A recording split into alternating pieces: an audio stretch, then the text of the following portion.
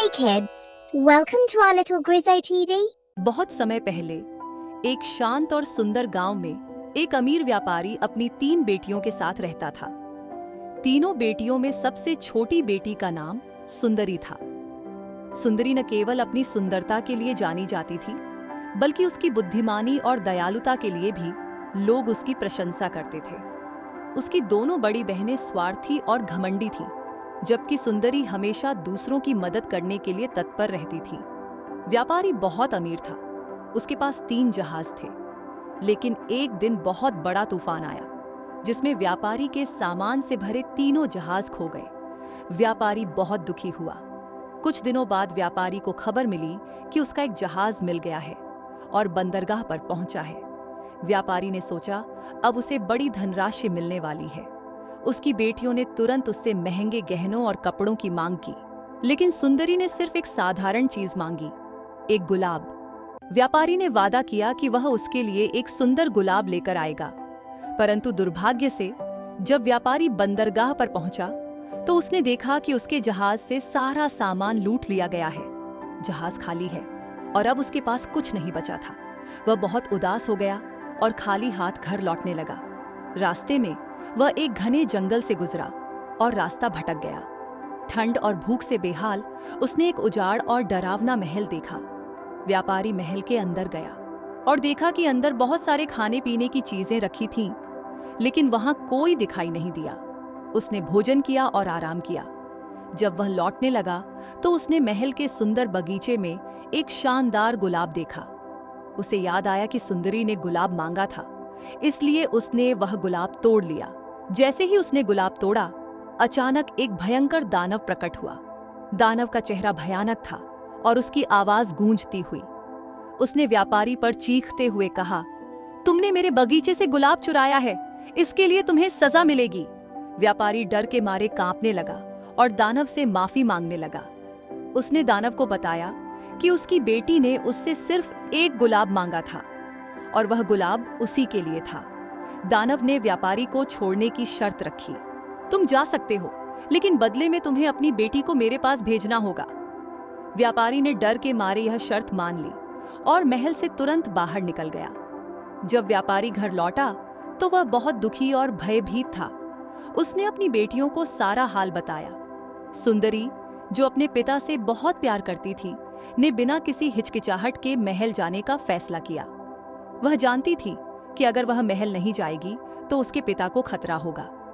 उसने अपने पिता से कहा, पिताजी, आप चिंता न करें, मैं महल जरूर जाऊंगी। सुंदरी महल पहुंची और दानव से मिली। वह बहुत डर गई थी, लेकिन दानव ने उसे आश्वासन दिया कि वह उसे कोई नुकसान नहीं पहुंचाएगा। दानव ने उसे महल में रहने के लिए सभी सुख सुविधाएं दी। महल में सुंदरी को हर तरह का आराम और लग्जरी मिला, लेकिन दानव की भयानक शक्ल उसे हर बार डराती थी।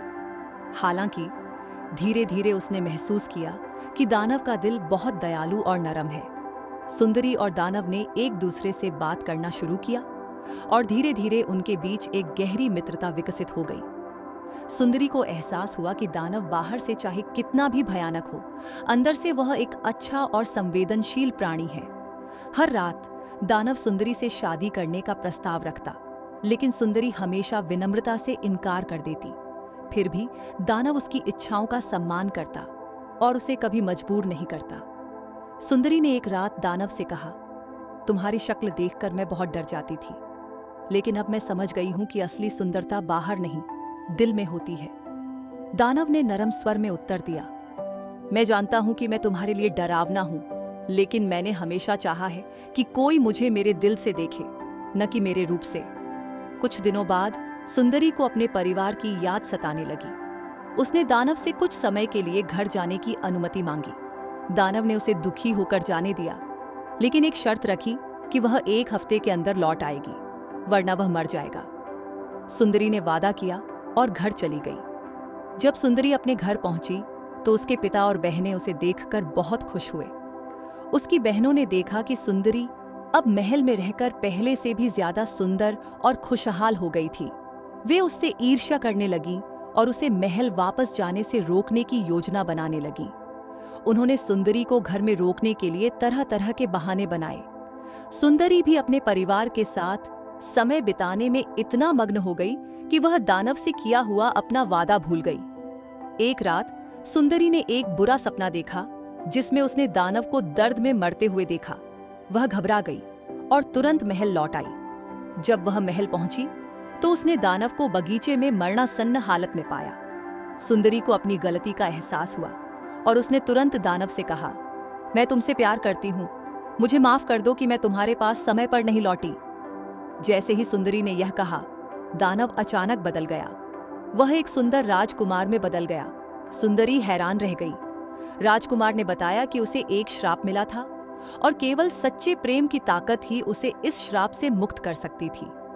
दानव को श्रापित करने वाली एक दुष्ट जादूगरनी थी जिसने उसे तब तक एक भयानक रूप में जीने का श्राप दिया था जब तक कोई उसे उसकी सच्ची आत्मा के लिए प्यार न कर ले। सुंदरी और राजकुमार ने एक दूसरे से शादी कर ली और महल में खुशी खुशी रहने लगे। सुंदरी ने यह साबित कर दिया कि सच्चा प्रेम सिर्फ बाहरी रूप और सुंदरता पर आधारित नहीं होता, बल्कि दिल और आत्मा की सच्चाई पर आधारित होता है। इस प्रकार सुंदरी और दानव की प्रेम कहानी सभी के लिए एक सबक बन गई कि असली सुंदरता हमेशा अंदर होती है और सच्चा प्रेम सभी बाधाओं को पार कर सकता है।